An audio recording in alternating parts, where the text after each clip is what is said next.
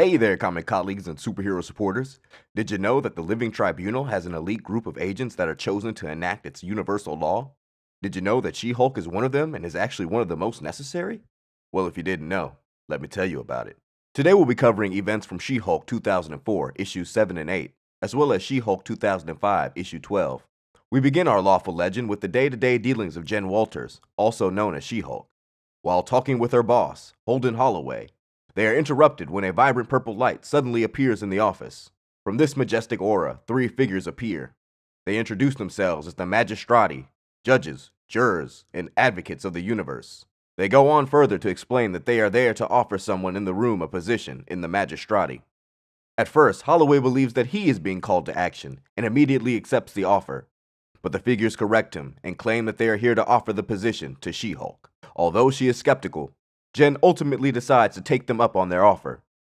She is then whisked away and teleported to meet with the leader of the Magistrati, The Living Tribunal. Now, if you're not sure who the Living Tribunal. is, let me explain. The Living Tribunal. Is a cosmic entity and the all-powerful living embodiment of justice within the Marvel Universe. So yeah, he's pretty important. In her meeting with The Living Tribunal. he teaches her the ins and outs of universal law and assigns her to her first court cases as an impartial cosmic judge. One of these cases include resolving a familial dispute between the Emperor and Empress of the distant planet Hanchi. The family is torn due to the Emperor wanting their newborn to worship Hanchi's sun, while the Empress wanting the newborn to worship Hanchi's moon.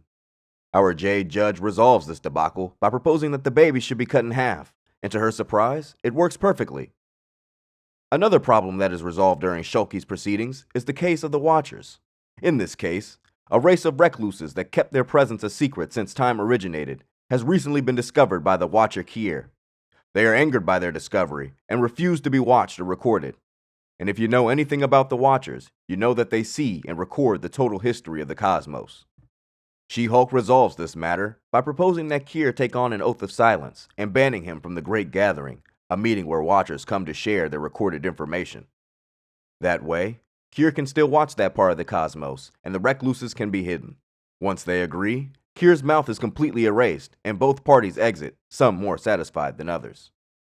While these cases were important on a cosmic scale, they were all culminating into She-Hulk's greatest challenge as an agent of the Magistrati to date. And that challenge arises when She-Hulk is summoned to the alien world of Skardon to resolve a conflict between the champion of the universe and the people of Skardon. Skardon is a fierce world, where the rules of trial is by combat. The strength of one's case is measured by the strength of one's blows. Now, if you know anything about the champion of the universe, you know he's the champion for a reason. His strength is innumerable due to the Affinity Stone that is attached to his forehead. With this immense strength, he defeated the strongest fighters of Skardon, and by the planet's law, this makes the champion the king of Skardon. Since then, he's been making the people of Skardon suffer, and claims that he will continue his tirade until someone dethrones him. So it's up to the Jolly Green Gal to stop him. At first, this appears to be an impossible feat when She-Hulk is defeated in the first fight. But due to a loophole in the law, Jen is able to set up a rematch with the champion. And after a quick workout montage and the removal of the champion's Infinity Stone, She-Hulk makes quick work of the champion, freeing the people of Skardon and leaving them to fill a power vacuum.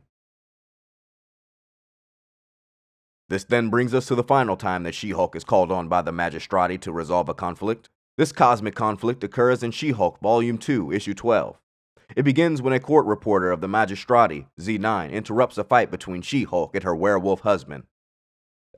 We'll talk about that another time. And shoots her into space.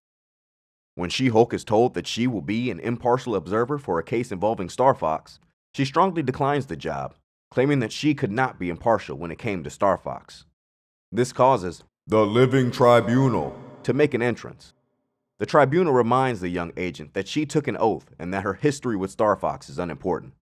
All that matters is that she represents the Tribunal's three faces of justice. The Tribunal then shows its faces to She-Hulk. The half-shrouded face of vengeance, the unmasked face of equity, and finally, the hidden face is revealed to She-Hulk to be her own face. She is told that this face is a cosmic mirror that represents the face of necessity. It's a constant reminder that we must always judge others as we judge ourselves, no matter the cost.